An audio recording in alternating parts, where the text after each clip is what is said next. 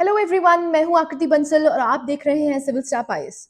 आज हम Indian express के दो बहुत इंपॉर्टेंट एडिटोरियल्स को डिस्कस करेंगे। पहला है एंटी माइक्रोबियल रेजिस्टेंस यानी एएमआर और दूसरा है लोकसभा डिलिमिटेशन। दोनों टॉपिक्स जीएस मेंस के साथ साथ प्रीलिम्स के लिए भी इंपॉर्टेंट हो जाते हैं। तो चलिए स्टार्ट करते हैं। The problem is in just over prescribing. यही आपको एडिटोरियल देखने को मिलता है। Let's see why is it in news. Recent Lancet public health study के अकॉर्डिंग इंडिया में एंटीबायोटिक्स का कंजम्पशन आइडियल लेवल से काफी ज्यादा है।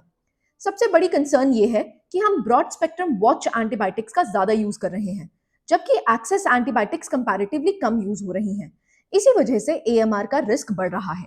अब एएमआर होता क्या है उसको समझ लेते हैं। एएमआर का मतलब है कि बैक्टीरिया, वायरस या फंगी मेडिसिन के अगेंस्ट रेजिस्टेंट हो जाते हैं।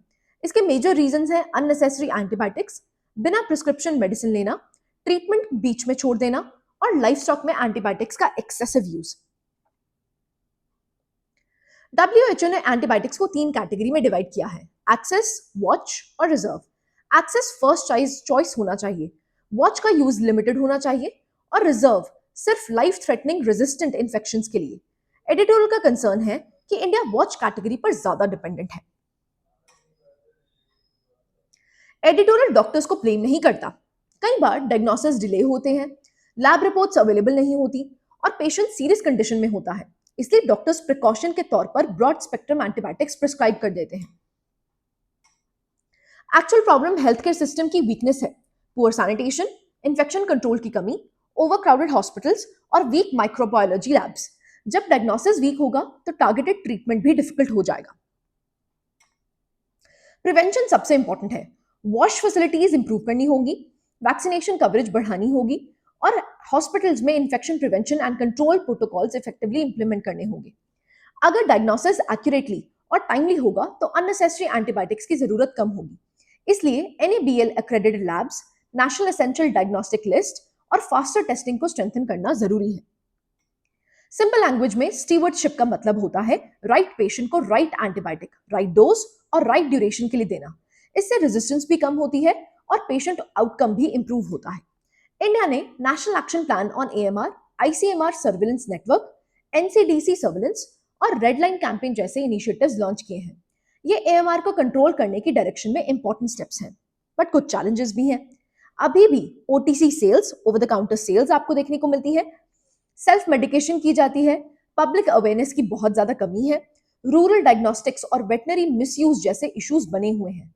इन्हें एड्रेस किए बिना एएमआर कंट्रोल करना मुश्किल है। तो वे फॉरवर्ड क्या है? सोल्यूशन सिर्फ प्रिस्क्रिप्शंस को रिस्ट्रिक्ट करना नहीं है। Rational prescribing, better diagnostics, awareness campaigns, infection prevention और रिसर्च पर इक्वल फोकस होना चाहिए।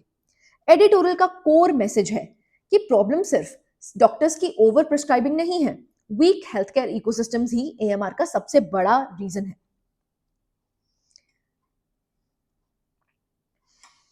अब देखते हैं यहां पर UPSC mains question. Antimicrobial resistance is emerging as one of the greatest public health threats globally. Discuss the major causes of AMR in India and examine the measures required to promote rational antibiotic use.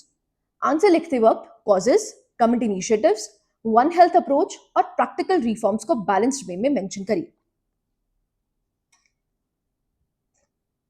अब चलिए दूसरे editorial की तरफ बढ़ते हैं, जो है Lok Sabha delimitation और पार्लियामेंट्री रिफॉर्म से रिलेटेड। अब देख लेते हैं ये न्यूज में क्यों है।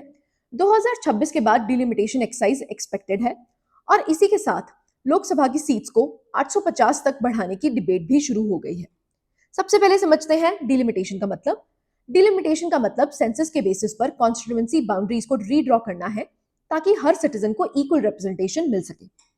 इसी से रिलेटेड हम यहाँ पर कॉन्स्टिट्यूशनल प्रोविजंस देख लेते हैं। यूपीएससी के लिए ये आर्टिकल नंबर्स बहुत ज्यादा इंपॉर्टेंट है। आर्टिकल 81, 82, 170 और 327। आर्टिकल 81 कहता है it defines the composition of the Lok Sabha. 82 mandate करता है कि यहां पर रीएडजस्टमेंट होगी after every census.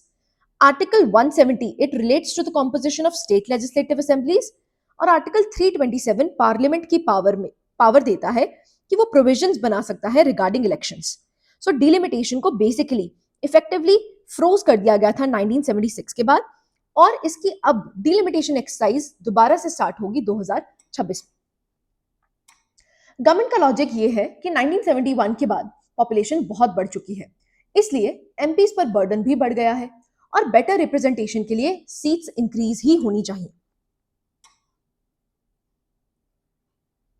US house of representatives का साइज 435 मेंबर्स पर फिक्स्ड है। पॉपुलेशन बढ़ने के बाद भी एफिशिएंसी को प्रायोरिटी दी गई है। एडिटोरियल इसी एग्जाम्पल को हाईलाइट भी करता है।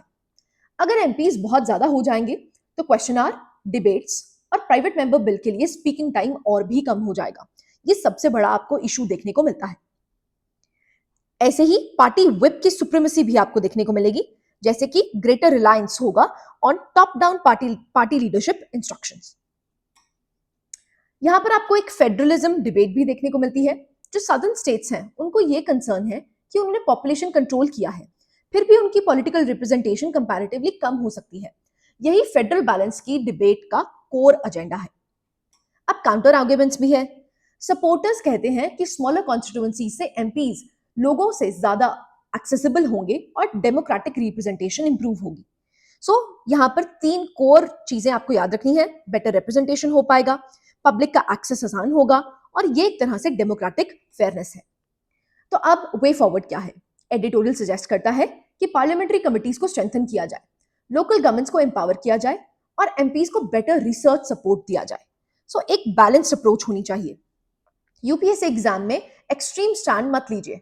रिप्रेजेंटेशन और एफिशिएंसी दोनों को इक्वली इंपॉर्टेंस दीजिए और इंस्टीट्यूशनल बैलेंस मेंटेन करने के लिए भी आप वे फॉरवर्ड लिख सकते हैं। एडिटोरियल का कंक्लूजन है कि इंस्टीट्यूशनल रिफॉर्म्स के बिना सिर्फ लोकसभा का साइज बढ़ाना लॉन्ग टर्म सोल्यूशन नहीं है। यहां पर अब हम एक क्वेश्चन भी डिस्कस कर लेते हैं। The proposed delimitation exercise has reignited the debate between democratic representation and parliamentary efficiency. Critically examine the implications of increasing the strength of Lok Sabha for India's federal structure and legislative functioning.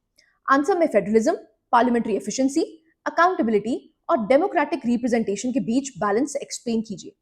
Prelims के लिए ये articles और AMR initiatives revise कर लीजिए। Mains के लिए editorial examples use करिए। दोनों एडिटोरियल्स गवर्नेंस, पब्लिक पॉलिसी और कॉन्स्टिट्यूशनल इश्यूज को कनेक्ट करते हैं। ये यूपीएससी के लिए हाईली रेलेवेंट टॉपिक्स हैं। अगर सेशन यूजफुल लगा हो तो वीडियो को लाइक करिए, अपने फ्रेंड्स के साथ शेयर करिए और सिविल स्टैप आईएएस को सब्सक्राइब करना मत भूलिए। मैं हूं आकृति बंसल, मिलते हैं नेक्स्ट एडिटोरियल एनालिसिस में।